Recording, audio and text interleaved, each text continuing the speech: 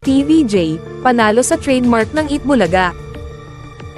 Sina Tito Soto, Vic Soto, at Joey De Leon, na pinagsama-samang kilala bilang TVJ, ay nanalo sa kaso laban sa Tape Incorporated at GMA Network, Incorporated, para sa paglabag sa copyright at hindi patas na kompetisyon. Ibig sabihin, wala nang sagabal sa kanilang paggamit ng titulong Itbulaga sa kanilang programa.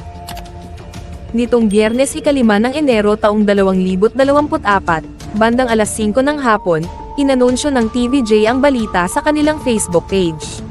Nasa TV5 Media Center sila nang maglabas ng desisyon ng Branch 273 ng Marikina Regional Trial Court.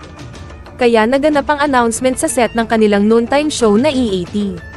Kasama rin nilang nagsampa ng kaso ang creative director ng EAT na si Jenny Ferra at direktor na si Pucci Rivera. Panimula ni Vic, sa lahat ng kaibigan namin, mga nanonood sa Facebook Live, marahil nagtataka kayo kung anong ginagawa namin dito.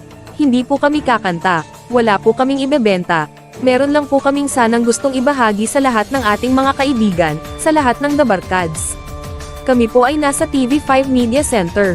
Galing kami sa kasalukayan po, nagmi-meeting kami tungkol sa anong plano for the new year, for 2024, para mas mapaganda ang ating programang Itbulaga.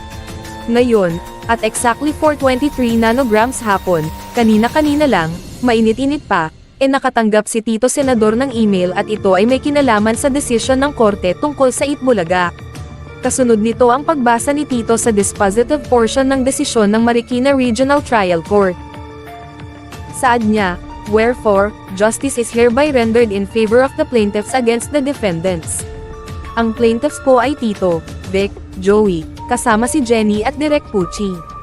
Permanently enjoining the defendants, Television and Production Exponents, Tape, Inc., and GMA Network, Inc. from 1. Using the trademarks EB, Itbulaga, and EB, including all the logos associated with the subject parts in its shows, programs, projects or promotions and 2. Using the Itbulaga jingle, song or any part thereof in its shows, programs, projects or promotions. 3. Airing and broadcasting a playback of any and all recorded episodes of the Itbulaga show prior to the 31st of May 2023, its segments or any portion thereof in all channels and platforms. Moreover, defendants, marami pang binabanggit at lahat in favor sa atin. The Intellectual Property Office of the Philippines through its proper unit, head officer is hereby directed to cause the cancellation of the following trademark registrations in the names of Television Production Exponents Incorporated from its records, database and or registry to it. Yun po yung pinakalaman ng dispositive portion. Pagsusuma ni Vic, sa madaling salita, nanalo po tayo. Saad pa ni Tito, yung aming sinasabi na tayo po ang may-ari ng Itbulaga. Maraming salamat sa iyong pagtangkilik. Maraming salamat sa dasal, at unang-una sa lahat sa Panginoong Diyos. Thank you very much Lord God.